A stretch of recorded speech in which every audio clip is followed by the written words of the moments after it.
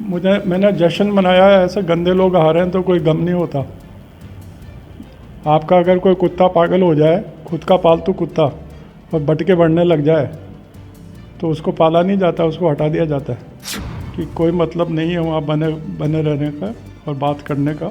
जो काम मुझे करना था मैंने कर चुका हूँ, इसलिए मैं चुनाव नहीं लड़ा। कि वो बड़ी लहर मोदी वाली, वो चूरू में जहाँ से राजेंद्र राठौड़ इतना कूद कूद कर बोलते थे, वो लहर चूरू में क्यों नहीं दिखाई दी? क्या हो गया मोदी का लहर का चूरू में? क्या हुआ पूनिया जी में, आमेर में?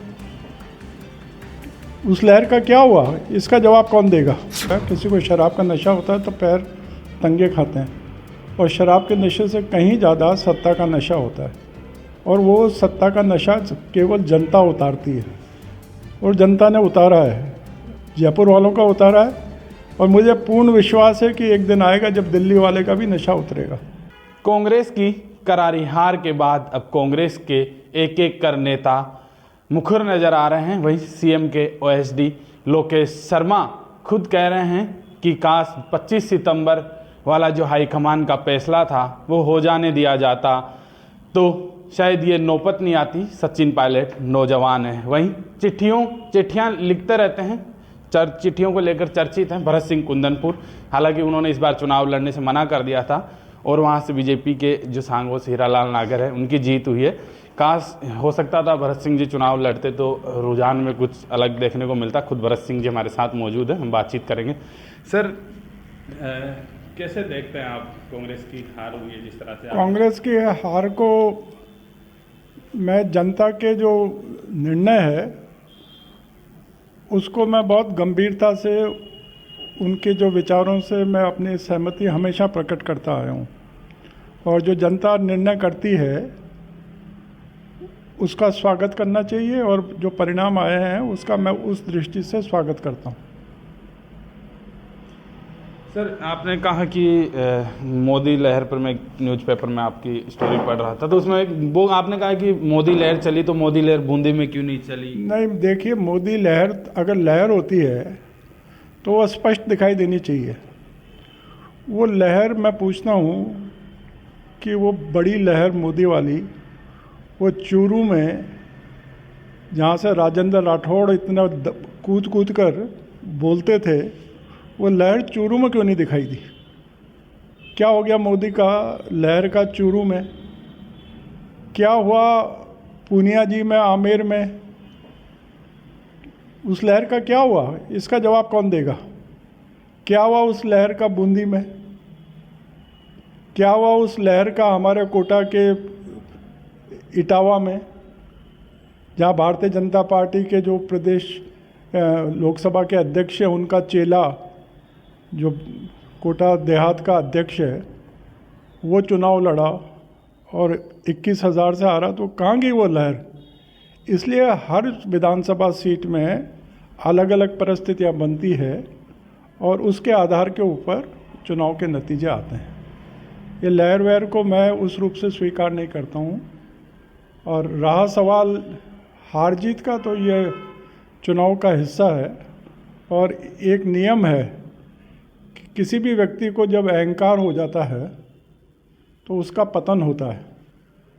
राजेंद्र राठौड़ को भी अपना अहंकार था, बीजेपी के बड़े नेता थे, पता नहीं कितना कूदते अगर जीत के आते, अब बोलने की स्थिति में नहीं है। तो इसलिए जनता बहुत सब कुछ देखती है और अपने हिसाब से निर्णय लेती है, और जनता जो निर्णय लेती है उसका स्वागत करना चाहिए। और ये हुआ है, और लहर वहर जैसी कोई चीज़ नहीं है। और वो अहंकार जो हमें यहाँ को राजस्थान में दिख रहा था, वो अहंकार दिल्ली में भी दिखता है। ये जो पूरी भारतीय जनता पार्टी जीतती है, एक व्यक्ति के उस पर नहीं जीतती, अनेक लोगों के पसीने से वो जीतती है। मगर कोई व्यक्ति अहंकार से ये सोचने लगे कि ये सारा मेरी वजह से हो रहा है, तो समय आएगा तब उसको भी आईना दिखाएगी जनता। सर एक हार के बाद अब कांग्रेस के कई नेता मुखर नज़र आ रहे हैं, वहीं आप भी बीच के अंदर आपने भी कहा था कि युवा आना चाहिए आगे। वहीं जो खुद मुख्यमंत्री जी के ओएसडी हैं लोकेश शर्मा, उन्होंने कहा कि अगर 25 सितंबर को जो हाईकमान फैसला जो करने वाला था अगर उसे कर दिया जाया होता तो शायद आज ये नौबत नहीं आती। युवा चेहरा थे सचिन पायलट। अब ये बातें कोई मायने नहीं रखती, अब तो वर्तमान में बात करना है। और ये जो हुआ है इसमें कांग्रेस के बड़े बड़े नेता हार गए हैं, उससे हमें सबक लेना चाहिए। और 6 महीने बाद जो है पार्लियामेंट के चुनाव होंगे, उसकी तैयारी करनी चाहिए, उसके बारे में सोचना चाहिए। वो पहले क्या हुआ और क्या नहीं हुआ उसके बारे में बातें करने का कोई औचित्य नहीं है। आपको क्या लगता है सर, क्या वजह रही? आप भी बीच बीच में मुख्यमंत्री जी को चिट्ठियां लिखते थे कि युवा हैं सचिन पायलट। अब वो बात ख़त्म हो गई भाई, अब तो चुनाव के नतीजे आ गए। मैं तो बात कर रहा हूँ पार्लियामेंट के बारे में सोचें और चेतें। उसके जो बीती बातों के बारे में क्या होता है, अगर कोई कहे कि राणा सांगा के पास तोपें होती, जैसे बाबर के पास तोपें होती, तो युद्ध का क्या होता, पानीपत का, तो क्या मायने रखता है बात करने का? जो बीत गया वो बीत गया। आगे की सोच के काम करें तो शायद अच्छा रहेगा, ये मेरा कहना है। आपकी सरकार के मंत्री थे प्रमोद जैन भाया, वो भी इस बार हार गए हैं। आप लगातार विरोध करते रहे। मैंने जश्न मनाया है, ऐसे गंदे लोग हारे हैं तो कोई गम नहीं होता। आपका अगर कोई कुत्ता पागल हो जाए, खुद का पालतू कुत्ता, और भटके बढ़ने लग जाए तो उसको पाला नहीं जाता, उसको हटा दिया जाता है, खुद का पालतू कुत्ता भी। तो उन्होंने भ्रष्टाचार की हर सीमा पार कर दी थी और जनता ने आईना दिखाया है, और जनता के निर्णय को मैं स्वागत करता हूँ। बीजेपी में और आम जन में ये चर्चाएं हैं कि हो सकता था भरत सिंह जी इस बार चुनाव लड़ते तो शायद सांगो सीट निकल जाती। कई ये भी कह रहे हैं कि भरत सिंह जी इसीलिए चुनाव नहीं लड़े कि उनको लग रहा था कि इस सीट से इस बार कांग्रेस सरकार नहीं बना पाएगी। कोई मायने नहीं है इसके बात का। मैंने 5 साल पहले जब मैं विधायक चुना गया था, मैंने उस समय घोषणा कर दी थी कि मेरा ये आखिरी चुनाव है और विधानसभा में मेरा चुनाव नहीं लड़ने का कारण जो है वो अलग है, क्योंकि मैं विधानसभा से ऊब चुका हूँ, विधानसभा से धाप चुका हूँ। क्योंकि विधानसभा में जाने के बाद जो मैंने उसको अनुभव करा कि कोई मतलब नहीं है वहाँ बने रहने का और बात करने का। जो काम मुझे करना था मैंने कर चुका हूँ, इसलिए मैं चुनाव नहीं लड़ा। और ये कोई कहे कि भरत सिंह क्या सोच कर नहीं लड़ा, इसका कोई मायने नहीं और उसका उत्तर देने का भी मेरा औचित्य नहीं है। तो लोकसभा चुनाव को लेकर क्या सोच रहे हैं सर? आपको क्या लगता है लोकसभा चुनाव में? आप कह रहे हैं कि जिस तरह से एक बार ठोकर लगने के बाद आदमी संभलता है। ये पार्टी का काम है भाई। देखिए हमारे यहाँ पर राजस्थान से 6 राज्यसभा के सदस्य बड़े बड़े नेता हैं, और मैंने लिखा था कि ये 6 सुरजेवाला जी हैं, वेणुगोपाल जी हैं, मुकुल वासनिक जी हैं, ये राज्यसभा के सदस्य हैं राजस्थान से। एक संभाग इनको दे देते और बोले कि तुम इसको 6 महीने से ये बैठकर इसका चिंतन करते चुनाव के पहले, तो शायद कुछ फ़ायदा मिलता। क्या उपयोगिता है इन राज्यसभा सदस्यों की राजस्थान की, जो दिल्ली में इतनी बड़ी राजनीति करते हैं और चुनाव में इनकी विधानसभा के चुनाव में इनकी भागीदारी शून्य है। कोई जिम्मेदारी नहीं दी जा सकती थी? भारतीय जनता पार्टी के बड़े बड़े नेता इस गंभीरता से चुनाव को ले रहे थे और हम जो है पता नहीं कैसे चल रहे थे। इसलिए अब सबक लें, अभी भी 6 महीने के लिए इनको जिम्मेदारी दें, चुनाव लड़ें। ये सर एक आपने बहुत पहले पोस्टर लगाया था कि मुख्यमंत्री मुर्दाबाद और नहीं गृह मंत्री सॉरी मुर्दाबाद, मुख्यमंत्री जिंदाबाद।